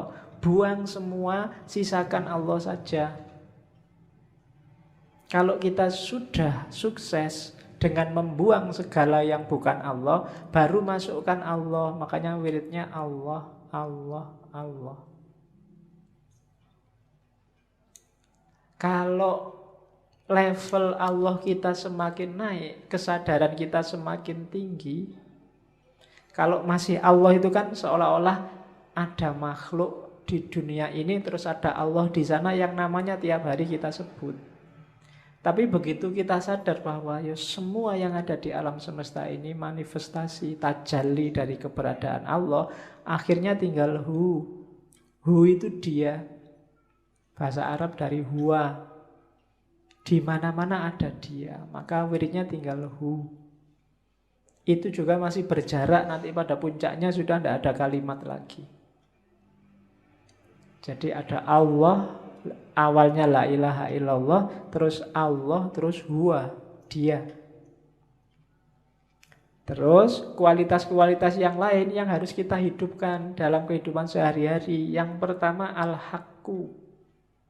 Kita harus, Allah itu maha kebenaran, dan kita harus menghidupkan kebenaran dalam hidup kita. Orang yang hidupnya memilih jalur bukan jalur kebenaran, berarti dia keluar dari syahadat. Keluar dari kesaksiannya bahwa satu-satunya yang layak disembah hanya Allah. Yang kedua hayyun, maha hidup. Hiduplah sebagai manusia dengan segala tanggung jawab tugasmu sebagai abdun dan khalifah. Qayyum, maha tegak, maha berdiri. Qahar, maha menaklukkan. Fattah, fattah itu pembuka. Wahhab, maha memberi. Ini dalam hidup kita sehari-hari, dasarilah dengan ini. Yakinlah bahwa apapun yang kita peroleh di dunia diberikan oleh Allah. Apapun masalah kita, Allah yang ngasih solusi, ya Fattah. Apapun yang kita alami dan kita lakukan dalam hidup kita, itu Allah lah yang menentukan. Namanya Qahar. Dan apapun yang terjadi, Allah yang mewujudkan. Qayyum. Ini prinsip-prinsip yang kita jalani setiap hari. Kalau kita yakin ada orang lain yang bantu kita mewujudkan keinginan kita, bukan Allah, berarti menyalahi syahadat. Dan seterusnya. Dan yang tiga yang terakhir itu wahid, ahad, somad. Wahid itu yang nomor satu, ahad itu yang satu-satunya. Tunggal. Kalau wahid dalam hidup kita, Allah harus nomor satu. Urusan apapun tidak boleh mengalahkan urusannya Allah. Itu berarti wahid. Kalau wahid nanti ada isnen, ada salasa. Nah, Allah harus selalu number wahid. Selalu nomor satu. Ngaji apa jalan-jalan? Kira-kira yang lebih disukai Allah yang mana? Oh, lebih disukai ngaji. Aku milih ngaji. Itu berarti wahid. Allah kita nomor satukan. Cari pacar dulu apa kuliah? Yang diridhoi Allah. Yang sunnah itu nyari istri, Pak. Jadi saya nyari pacar dulu. Allah lebih suka kita punya anak banyak misalnya. Pokoknya cari prinsip yang menomorsatukan Allah dalam hidup. Yang kedua ahad. Kalau ahad itu ya Allah lah satu-satunya. Selama ini kita mendefinisikan tauhid itu Allah yang ahad, ya, yang maha esa, yang tunggal. Cuma dalam prakteknya yang membuktikan bahwa kita yakin Allah ahad itu Allah yang wahid. Ketika Allah kita nomorsatukan dalam hidup kita. Buktinya apa bahwa Allah itu wahid? Allahus somad. Qul huwallahu ahad, Allahus somad. Buktinya Allah ahad itu Allah wahid. Buktinya Allah wahid, Allah somad. Allah satu-satunya tempat kita bergantung. Jadi satu-satunya tempat kita bersandar itu Allah. Itu baru kita syahadat beneran. Kita tidak menggantungkan diri pada ijazah, pada IP, pada gelar, pada uang, pada jabatan, pada pekerjaan. Allah saja tempat kita bersandar, itu berarti Allahus somad. Ini kualitas syahadat nomor satu. Mengucapkan syahadatnya gampang, cuma implikasi dan konsekuensinya panjang. Kalau sekedar asyhadu alla ilaha illallah wa asyhadu anna Muhammad Rasulullah saja gampang. Tapi dari situ kan konsekuensinya panjang. Jadi diucapkan lewat mulut tapi juga diinternalisasi dalam hati, diwujudkan nanti dalam perbuatan. Wahid, ahad, somad, hayyun, qayyum, qahar, dan seterusnya. Itu yang syahadat. Terus bersuci, kalau ini simpel teorinya. Yang kita sucikan dua, lahir dan batin. Sebelum kita sholat ada bab namanya toharoh. Ingatlah kalau kita sedang wudhu toharoh itu yang disucikan lahir. Sucikan juga batinmu. Siapa tahu masih najis, siapa tahu masih kotor. Ya konsep menyucikan diri paling simpel ya tadi. Taubat terus ikhlas. Cuma prosesnya panjang. Kadang-kadang untuk penyucian batin orang butuh guru. Jangan disucikan sendiri pakai teori sendiri. Nanti kamu ngarang sendiri, Pak. Saya pokoknya ambil nafas 3 kali aja, Pak. Berarti sudah bersih. Semua kotor-kotor dalam diriku itu ngarang berarti. Ada baiknya nyari guru yang kamu anggap ngerti. Gimana caranya membersihkan diri, menyucikan batin. Jadi selama ini kita hati-hati sekali biar zahir kita suci. Mau sholat, jangan-jangan celanaku ini kotor, kena najis, terus ganti sarung. Jangan-jangan kan kita sering begitu. Ya bagus, cuma pernah nggak kita khawatir hati-hati dengan kesucian batin. Mau sholat dulu, batinku sudah suci belum ya? Jangan-jangan masih ada hasud, dengki, iri, cuek, dan seterusnya. Itu menyucikan batin. Jadi jalannya 2, taubat sama ikhlas. Makanya sholat itu ya diancang-ancang sebentar lah, jangan ujuk-ujuk. Apalagi jamaah, imamnya sudah mau rukuk, datangnya telat, ujuk-ujuk langsung sholat. Ya ambil nafas sebentar, konsentrasi, bersihkan. Kalau lahir kan sudah, bersihkan batinnya. Sadari bahwa ini sedang berhadapan dengan Allah loh. Ya ndak usah tegang. Tapi juga kalau bahasa agama itu kan sholat itu rumusnya 2. Khudu' sama khusyuk. Khudu' itu aktivitas fisiknya, khusyuk itu aktivitas batinnya. Jadi khudu' itu tunjukkanlah bahwa ini sedang sholat, sedang berhadapan dengan Allah. Jangan bikin gerakan aneh-aneh, jangan mengucapkan yang aneh-aneh. Itu yang oleh para ahli fikih dirumuskan macam-macam. Ada yang tidak boleh gerak 3 kali, tidak boleh macam-macam itu sudah. Itu dari para ahli fikih. Intinya apa? Fisiknya harus khudu', tunduk. Menunjukkan sedang berhadapan dengan Allah. Ya mungkin logikanya kalau sudah gerak 3 kali, berarti sudah nggak konsen sudah. Cuma ya nggak harus diartikan letter luck, nanti bingung. Kadang-kadang digigit nyamuk, cek, terus kamu pun 1, 2, 3. Wih, sudah 3. Bingung kamu ini. Ini saya balik ke sini 4, gagal sholatnya. Tapi kalau nggak balik gimana? Masa gini terus? Oh, itu namanya kaku. Ya khudu lah sementing. Ya gerak langsung gini kan nggak apa-apa. Asal geraknya nggak gini-gini dulu, apa gini-gini dulu. Ya. Ternyata enggak apa-apa, harus 3 gini-gini dulu ya enggak. Itu namanya enggak khudu'. Jadi asal khudu' sama khusyuk. Oke, itu untuk penyucian. Nah, ini yang unik. Minggu depan kita perdalam versi Jawanya. Sholat. Ya, nanti dijelaskan panjang tentang sholat 5 waktu ya. Dalilnya Syekh Abdul Qadir Jailani, sholat itu ada 2 jenis. Sholat lahir sama sholat batin atau sholat kolbu. Dalilnya apa? Al-Baqarah 238. Hafidhu ala sholawati was sholatil wusto. Sholawati itu sholat 5 waktu itu. Kalau sholat wusto itu sholatnya kalbu. Kenapa disebut sholat wusto? Karena kalbu itu letaknya di tengah-tengah tubuh kita. Dan kalau kita sholat fisiknya, kalbunya harus sholat.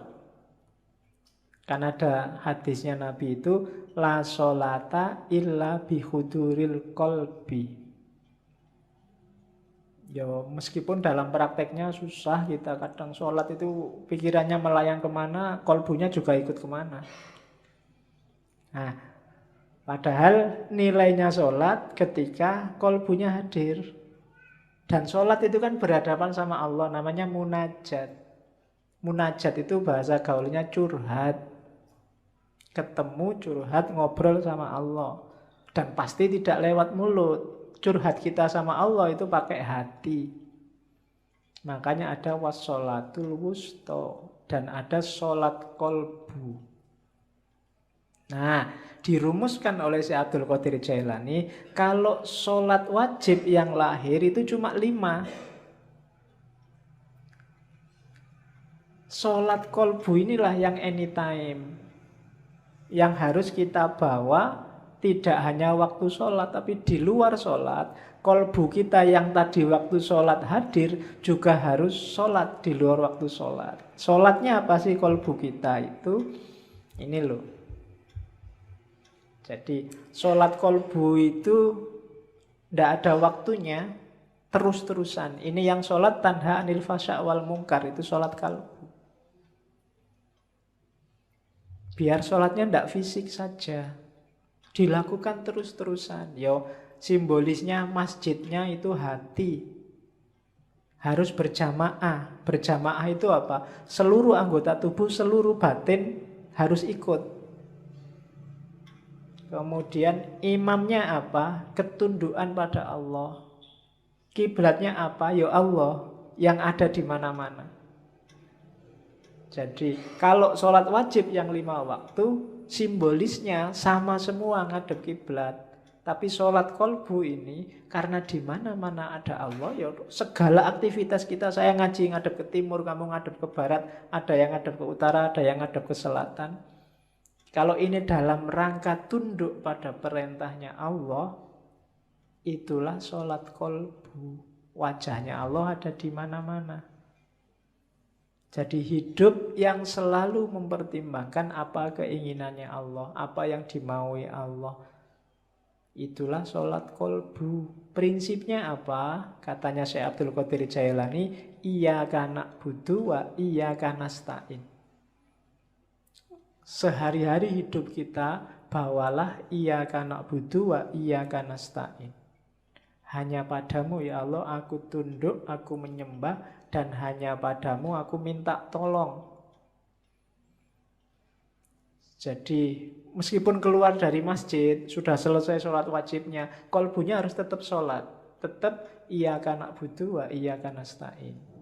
Inilah nanti kualitas sholat yang bisa tanha anil fasya wal mungkar.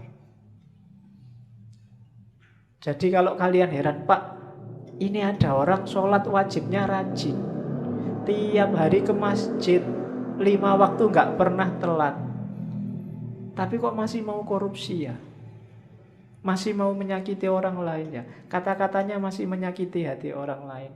Nah, itu yang sholat baru fisiknya, kalbunya belum sholat. Katanya Syekh Abdul Qadir Jailani, ya harus sholat kolbu. Tidak hanya di masjid, tapi setiap detik kehidupannya isinya adalah sholat. Itulah nanti yang disebut sholat batin. Zakat sekarang, namanya aja ibadah. Ada zakat batin.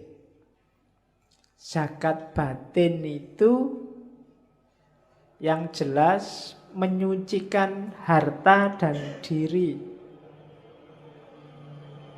Jadi zakat itu kalau istilah di kitab itu sedekah yang indah. Diingat-ingat kalau zakat jangan mikir balasan. Kalau sedekah jangan mikir balasan. Yang jelas mikir balasan itu menunjukkan tidak ikhlas. Saya sedekah sekian, tenang aja, nanti kembalinya. Itu berarti mikir balasan. Itu namanya sedang dagang sama Allah. Mana uangnya? Semua sini. Kita sedekahkan. Tunggu aja, besok akan kembali berkali-kali lipat. Nah, itu mikir kembalian. Apalagi kembalian yang lebih banyak daripada yang dibayarkan. Itu namanya dagang. Jadi rumus pertama orang zakat, jangan mikir kembalian. Terus rumus kedua apa? Zakat ini satu, termasuk sedekah, satu jalan untuk menaklukkan ego.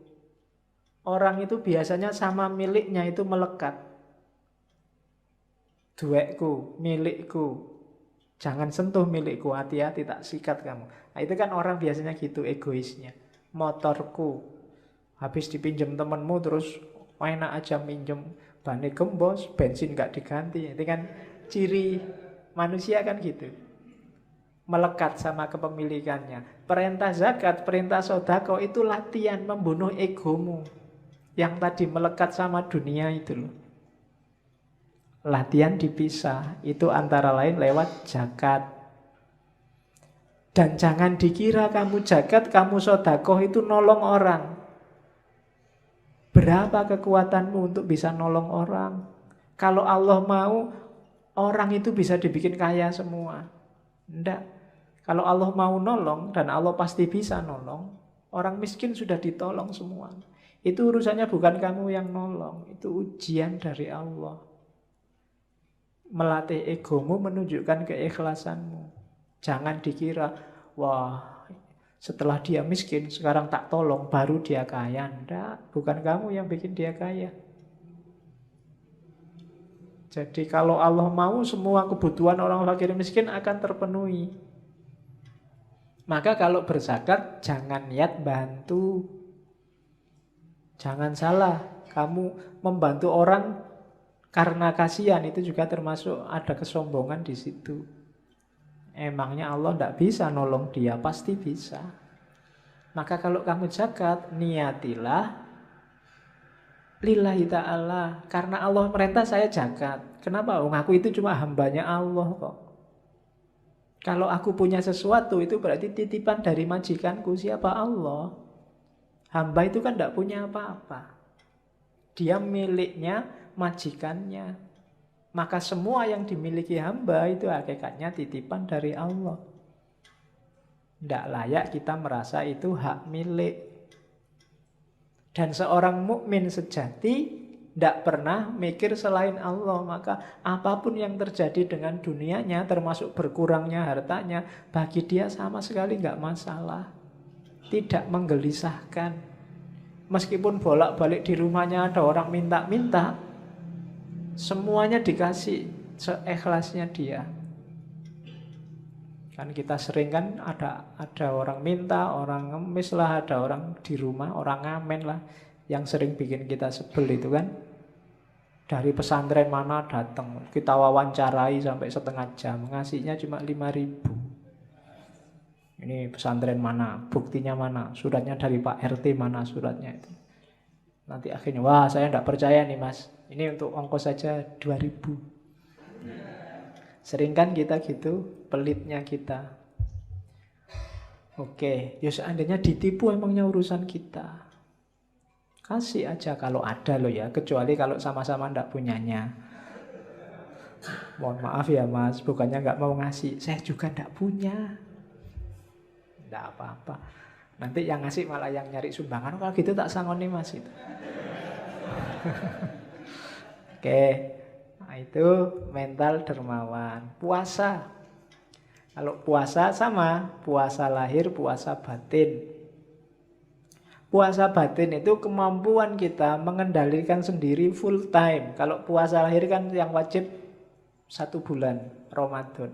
Tapi puasa batin, kemampuan kita untuk tidak tergoda, terkendali, menghadapi dunia. Satu-satunya orientasi kita hanya Allah. Pingin sih ini, tapi kalau ini Allah tidak suka. Tidak aku Allah saja. Pingin sih itu, tapi kalau kayak gitu Allah tidak suka. Tidak Allah saja. Itulah puasa batin. Kalau puasa batin, anytime. Kayak sholat tadi. Kalau yang lahir sih cuma yang wajib 1 bulan Ramadan. Puasa batin katanya Syekh Abdul Qadir Jailani ya bisa batal juga. Batalnya apa? Kalau kita tergoda oleh dunia berarti saat itu kita batal. Kalau batal gimana? Ya dimulai lagi dari awal. Jadi itulah puasa lahir dan puasa batin. Terus haji. Ini haji saya nggak sempat nerjemah, tak potong aslinya.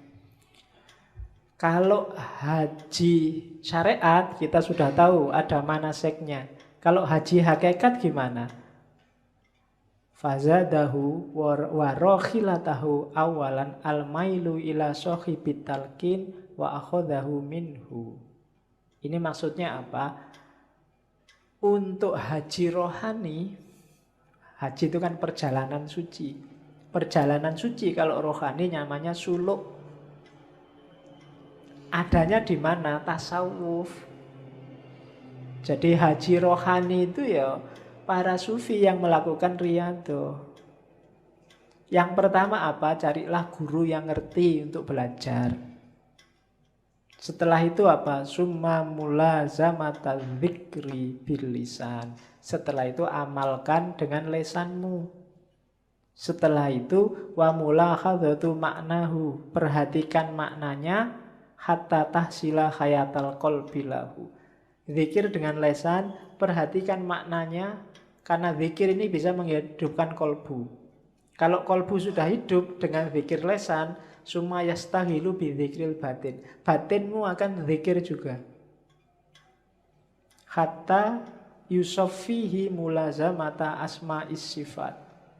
Sampai kemudian batinmu yang tiap hari zikir itu menemukan nama-nama, menemukan tajallinya Tuhan. Fatadhura ka'batas sir. Sehingga tampaklah Ka'bahnya yang hakiki, Ka'batas sir, Ka'bah rahasia. Ka'bah rahasia itu apa? Batinmu, hatimu. Bi anwaris sifat. Dengan cahaya sifat-sifat Allah. Dan itu ada ayatnya. Allah itu kan ketika nyuruh Ibrahim sama Ismail untuk bangun Ka'bah kan pertama-tama disuruh mensucikan batin. Wa ahidna ila Ibrahima wa Ismaila antohiro baitiya litta'ifina. Jadi bukan bangun tapi menyucikan. Menyucikan Ka'bah. Ka'bah yang di mana? Di dalam dirimu. Makanya dulu Syekh Hamzah Fansuri berjalan kemana-mana sampai Mekah, sampai Thailand, sampai nyari Ka'bah, nyari Tuhan. Di dalam Ka'bah pun tidak ketemu. Ketemunya di dalam hati. Itu Ka'bah itu sir. Tawaflah di sana. Kalau nggak ada kesempatan haji lahir, haji batin. Syukur-syukur bisa dua-duanya lahir dan batin. Nah itu kalau haji. Kalau zikir, ini ibadah semua. Kalau zikir, enggak saya baca ya, langsung ringkas. Ada zikir lisan, ada zikir nafas, ada zikir qalb, ada zikir ruh, ada zikir sir, ada zikir khafi, ada zikir ahfal khafi. Itu dari luar semakin ke dalam, semakin ke dalam. Saya jelaskan agak cepat, nanti dengarkan rekamannya lagi. Yang pertama zikir lesan, gampang. Mulutmu menyebut asmanya itu zikir lesan.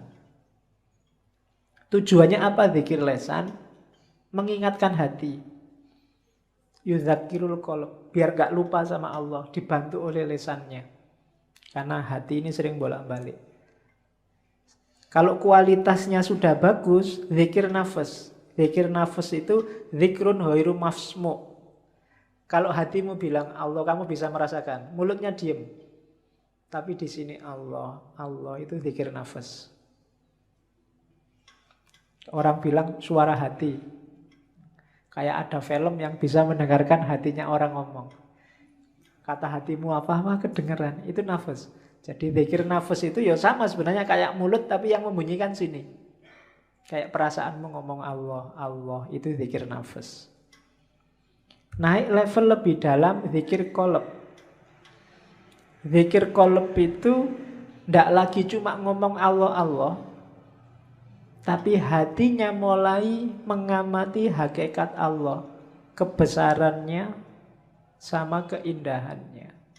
Itu zikir qalb. Semakin fokus, semakin konsentrasi pada Allah. Tidak hanya mengucapkan Allah. Itu zikir qalb. Yang keempat zikir ruh. Zikir ruh itu musyahadatu anwari tajalliyatis sifat.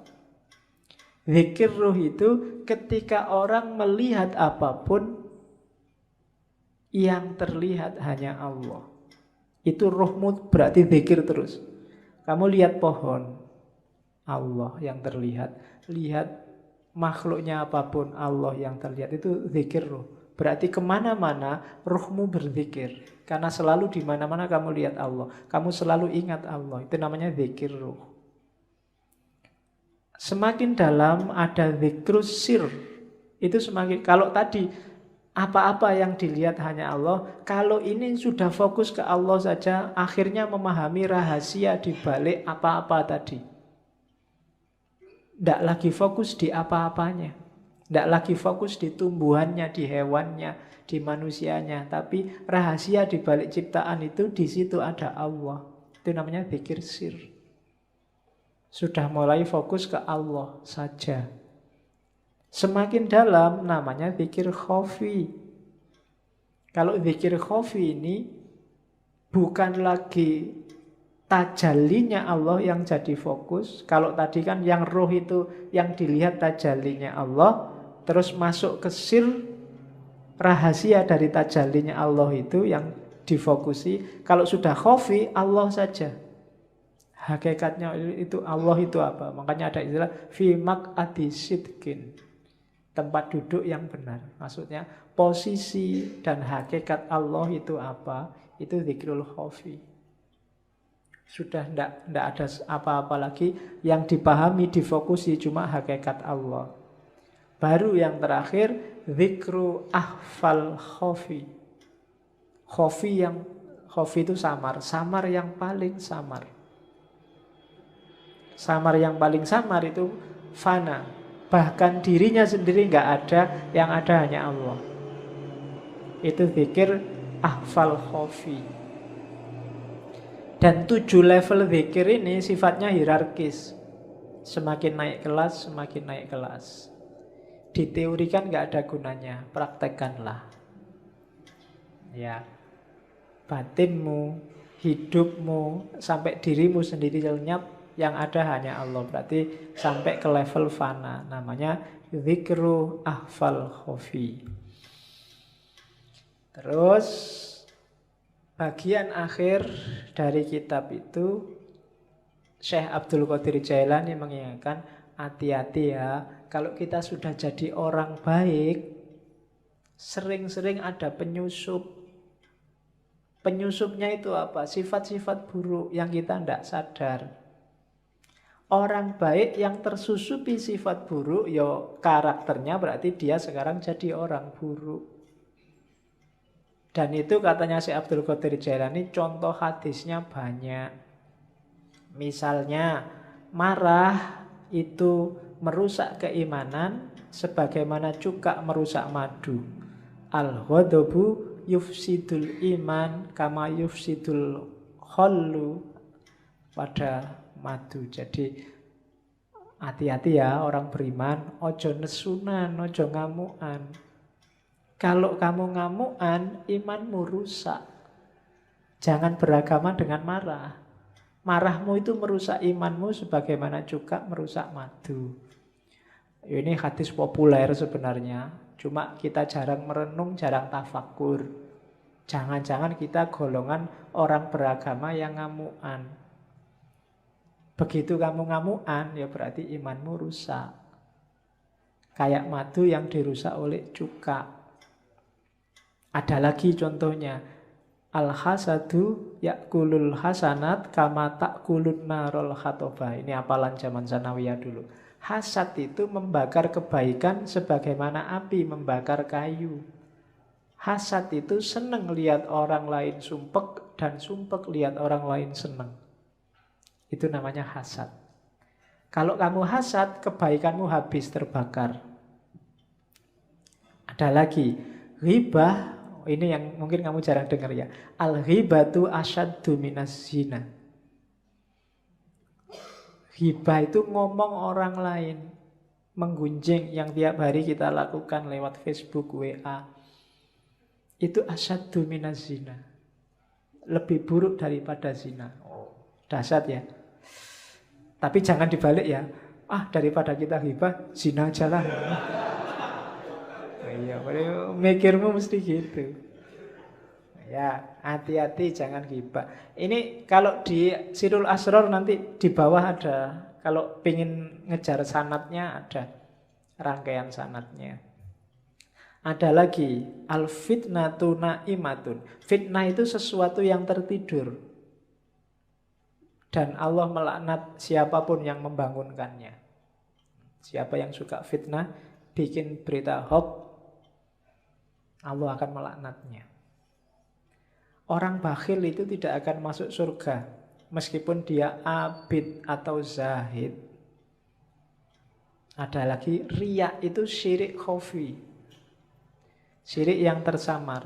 Ada lagi, para pemfitnah itu tidak akan masuk surga. An-nammamu la yadkhulul jannah. Ini hadis-hadis yang menunjukkan sebaik apapun kamu, kalau menyusup dalam dirimu sifat-sifat buruk, maka tidak ada gunanya kebaikanmu semuanya.